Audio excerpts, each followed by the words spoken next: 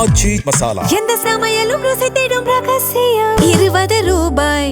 Channel 5 வியூவர்ஸ்க்கு ஒரு பெரிய hi, this is Vijay Sathya. இன்னைக்கு நம்ம அமரம் அப்படின்ற படத்தோட ரிவ்யூ தான் இந்த வீடியோல பார்க்க போறோம். இந்த படத்தை வந்து திரு அருள் கிருஷ்ணா அப்படின்றவர் டைரக்ட் பண்ணியிருக்காரு. அதே மாதிரி நம்ம ராஜன் தேஜேஸ்வர் அப்படின்றவர் தான் வந்து ஹீரோவா பண்ணியிருக்காரு. அப்புறம் ஐரா அகர்வால், ஜார்ஜ் மரியம் அப்படின்னு சொல்லிட்டு நிறைய பேர் முக்கியமான கேரக்டர்ல இந்த படத்தில் நடிச்சிருக்காங்க. ஸோ அமரம் அப்படின்ற படத்தோட கதை என்ன அப்படின்னு கேட்டீங்கன்னா, மேக்சிமம் இந்த மேற்கு தொடர்ச்சி மலை பத்தி நிறைய படங்கள் வந்திருக்கு. ஸோ அதோட அழகு எப்படி, அங்க வாழக்கூடிய மக்கள் எப்படி, அவங்களோட வாழ்வாதாரம் எப்படி அப்படின்னு சொல்லிட்டு நிறைய படங்கள்ல சொல்லியிருக்காங்க. ஆனா இந்த கிழக்கு தொடர்ச்சி மலை அப்படின்ற விஷயம் வந்து நிறைய பேத்துக்கு அந்த சைடு மக்கள் எப்படி இருப்பாங்க, அவங்களோட வாழ்க்கை எப்படி போயிட்டு இருக்கு அப்படின்ற மாதிரி பல பேத்துக்கு தெரியாது. இன்னும் கிழக்கு தொடர்ச்சி மலை பத்தி நிறைய படங்களும் வரல அப்படின்னே சொல்லலாம். சோ இந்த படத்துல இந்த கிழக்கு தொடர்ச்சி மலை பத்தியும் அங்க வாழக்கூடிய மக்கள் பத்தியும் அவங்களோட வாழ்வாதாரம் பத்தியும் தான் வந்து இந்த படத்துல வந்து சொல்லியிருக்காங்க. முக்கியமா வந்து ரொம்ப வறண்ட ஒரு பூமி அப்படின்னே சொல்லலாம். இந்த சைடு பாத்தீங்கன்னா வெளியில பாக்குறதுக்கு ரொம்ப பச்சை பசையா இருந்தாலுமே அந்த சைடு கிழக்கு தொடர்ச்சி மலையில நிறைய பேர் வந்து விவசாயம் பண்ண முடியாம ரொம்ப கஷ்டப்பட்டு அவங்களோட வாழ்வாதாரத்துக்கே என்ன பண்ண அப்படின்னு தெரியாம நிறைய குற்ற செயல்களும் பண்ணிட்டு இருக்காங்க. சோ அப்படிப்பட்ட ஒரு இடத்துல தான் வந்து நம்ம ஹீரோவும் இருக்காரு. நம்ம ஹீரோ வந்து வாழ்றதுக்கு ஏதாச்சும் ஒரு விஷயம் பண்ணிதாகணும் அப்படின்றனால வந்து இந்த கொலை பண்ற மாதிரி சில சம்பவங்கள் எல்லாம் பண்ணிட்டு இருக்காரு. அது மூலமா வரக்கூடிய காசா இருக்கட்டும், அதை வச்சுதான் அந்த ஊருக்கும் வந்து சில விஷயங்கள் எல்லாமே பண்ணிட்டு இருக்காங்க. சோ நம்ம ஜார்ஜ் மரியம் அவர்கள் தான் அந்த ஊர்ல வந்து ஒரு பெரிய ஆள் மாதிரி வந்து இருக்காரு. அவர் கூட தான் நம்ம ஹீரோவா இருக்கட்டும், அதே மாதிரி இன்னும் சில பேர் எல்லாமே இருக்காங்க. இவங்க எல்லாரும் சேர்ந்து அந்த ஊர்லயே வந்து இன்னும் சில பெரிய ஆட்கள்லாம் இருக்காங்க. அவங்க இவங்க எல்லாத்தையும் யூஸ் பண்ணிக்கிறாங்க. ஜார்ஜ் மரியம் வந்து நம்ம ஹீரோக்கு ஒரு பெரியவர் அப்படின்னு சொல்லலாம். சோ அவர் தான் வந்து இவரை கோஆர்டினேட் பண்றாரு. இந்த வேலைகள்லாம் இருக்கு, போய் பண்ணலாம் அப்படின்ற மாதிரி வந்து சொல்றாரு. அந்த ஊர்ல நம்ம சாய் தீனா வந்து ஒரு பெரிய ஆள் அப்படின்னே சொல்லலாம். ஸோ அவர் தான் வந்து அவர் பண்ணக்கூடிய வேலைகள் எல்லாத்துக்கும் இவங்களை வந்து யூஸ் பண்ணிக்கிறாரு. ஸோ அதுக்கு தேவையான காசு எல்லாமே கொடுக்குறாரு. இருந்தாலும் வந்து ஆரம்பத்தில் கெட்டவராக காமிச்சாலுமே அவரும் ஒரு நல்ல மனசு அப்படின்ற மாதிரி வந்து இவரை தாண்டி தான் இவங்க எல்லாத்தையும் தொட முடியும் அப்படின்ற மாதிரி வந்து இவங்க எல்லாத்தையுமே பார்த்துக்கிறாங்க. இப்படி இருக்க நேரத்தில் தான் சின்ன சின்ன சம்பவமாக பண்ணி கடைசியில் ஒரு பெரிய சம்பவம் வந்து இவங்க கையில் கிடைக்குது. ஸோ அதையுமே நம்ம ஹீரோ தான் பண்ணுற மாதிரி ஒரு சூழ்நிலை வருது. அப்படி பண்ணும்போது தான் என்ன ஆயிடுச்சுன்னு பார்த்தீங்கன்னா, நம்ம ஹீரோயின் ஐரா அகர்வாலோட அப்பாவை வந்து நம்ம ஹீரோ கொலை பண்ணிடுறாரு. ஸோ அதுக்கப்புறம் ஐரா அகர்வால் வந்து என்னோட அப்பாவை கொண்டவங்கள நான் தேடி கண்டுபிடிச்சு கொன்னே ஆகணும் அப்படின்னு சொல்லிட்டு அவங்களும் வந்து தேட ஆரம்பிக்கிறாங்க. அப்படி தேடி இவங்க இருக்கக்கூடிய இந்த கிராமத்துக்கு வராங்க. அதுக்கப்புறம் என்ன நடந்துச்சு, இவங்களோட வாழ்க்கையில் இதுக்கப்புறம் என்னென்ன திருப்பங்கள்லாம் உண்டாச்சு, நம்ம ஹீரோ வந்து இவங்க கண்டுபிடிச்சாங்களா இல்லையா, இல்லை ஹீரோக்கும் ஹீரோயினுக்கும் வந்து என்ன பிரச்சனை போகுது அப்படின்றதான் இந்த படத்தோட ஒரு கதையாவே இருக்கு. முக்கியமா பாத்தீங்கன்னா படத்துல நிறைய விஷயங்களை எடுத்து சொல்லியிருக்காங்க. இந்த சந்தனம் கடத்துறதா இருக்கட்டும், அதே மாதிரி இங்கிட்டு கொலை பண்றதுக்கான காரணம் என்ன அப்படின்ற மாதிரி.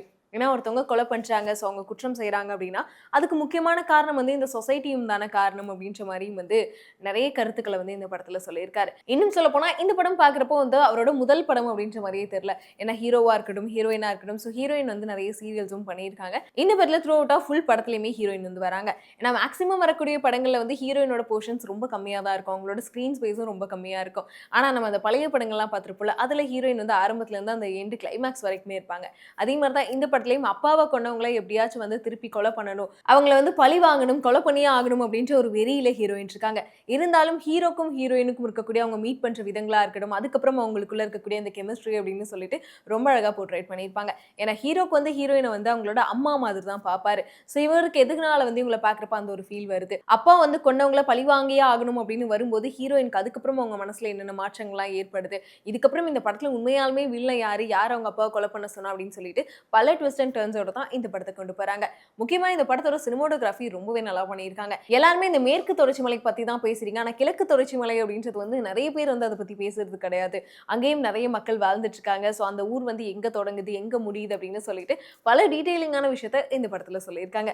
ஸோ ஃபர்ஸ்ட் ஆஃப் ஃபுல்லாவே ரொம்ப இன்ட்ரெஸ்டிங்கா போயிருக்கும். முக்கியமா நம்ம ஹீரோ பாத்தீங்கன்னா பாக்குறதுக்கு காட்டா மாதிரி இருந்தாலுமே வந்து அவரோட அந்த கொலை பண்றதெல்லாம் வந்து ரொம்ப வயலன்ஸ் வந்து ரத்தம் தெறிக்க தெறிக்க அப்படிதான் காமிச்சிருந்தாங்க. என்னடா இது அப்படின்னு சொல்லிட்டு. ஆனா போக போக அவரோட மனசுக்குள்ளேயும் ஒரு ஈரம் இருக்கு, அவர் வாழ்க்கையிலும் பல கஷ்டங்கள் இருக்கு அப்படின்னு சொல்லிட்டு ரொம்ப கரடு முரடான ஒரு ஆளு, பார்க்கவே ரொம்ப டெரரா இருப்பாரு. சொல்லப்போனா அந்த காட்டுக்குள்ள வாழ்றனா காட்டா மாதிரி இருப்பாரு அப்படின்னாலுமே வந்து ரொம்ப இன்ட்ரோவர்ட், ரொம்ப சைலண்டா இருப்பாரு. அவருக்கு என்ன விஷயம் வேணுமோ அதுக்கு மட்டும்தான் ஆசைப்படுவார் அப்படின்ற மாதிரி ரொம்ப அழகா அவரோட கேரக்டரையும் கொண்டு போயிருந்தாங்க.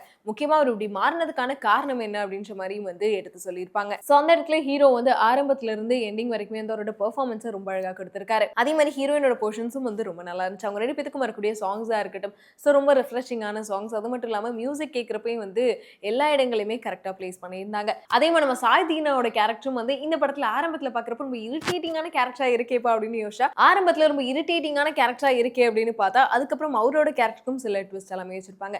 முக்கியமா நம்ம ஜார்ஜ் மரியம் சார். மேக்ஸிமம் எந்த படங்கள் குடுத்தாலுமே அவரோட கேரக்டர் கண்டிப்பா வந்து எல்லாருமே ஹீரோ, ஹீரோயின் அப்படின்னு சொல்லிட்டு எல்லாத்த தாண்டியுமே இவரோட போர்ஷன தனியா வந்து பேசுவோம். அதே மாரி இந்த படத்துலயும் ரொம்ப முக்கியமான ஒரு கேரக்டர். அத ரொம்பவே நல்லா வந்து பண்ணியிருக்காரு. டோட்டலாவே இந்த படத்துல பார்த்தீங்கன்னா, ஃபர்ஸ்ட் ஹாஃப், செகண்ட் ஹாஃப் அப்படின்றப்போ எந்த இடங்கள்லயும் போர் அடிக்கல. என்ன சொல்ல வராங்க அப்படின்ற மாரி வந்து ஆரம்பத்துல இருந்து ரொம்ப நீட்டா வந்து கொண்டு போயிருக்காங்க. ஸ்க்ரீன் பிளேவா இருக்கட்டும், டெக்னிக்கல் வைஸும் வந்து இது முதல் படம் மாரியே தெரியல. ஏன்னா அந்த அளவுக்கு ரொம்பவே நல்லா பண்ணியிருக்காங்க. அதே மாரி கடைசில கிளைமாக்ஸ் சீன் பார்க்குறப்போ என்னடா இப்படி முடிச்சிட்டீங்க அப்படின்னு சொல்லி கொஞ்சம் கஷ்டமா தான் இருந்துச்சு. பட் இருந்தாலும் வந்து இந்த படத்துக்கு இந்த கதை தான் தேவை அப்படின்ற மாரி வந்து டைரக்டரும் ரொம்ப அழகா எடுத்து சொல்லியிருக்காரு. டோட்டலாவே இந்த அமரம் படம் வந்து ஒரு சின்ன படம் அப்படின்னாலுமே வந்து ரொம்ப நல்லா பண்ணியிருக்காங்க. நீங்களும் இந்த படம் ட்ரை பண்ணி பார்த்துட்டு உங்களுக்கு இந்த படத்துல என்ன பிடிச்சிருக்கு அப்படின்றத மறக்காம கமெண்ட்ல சொல்லிருங்க.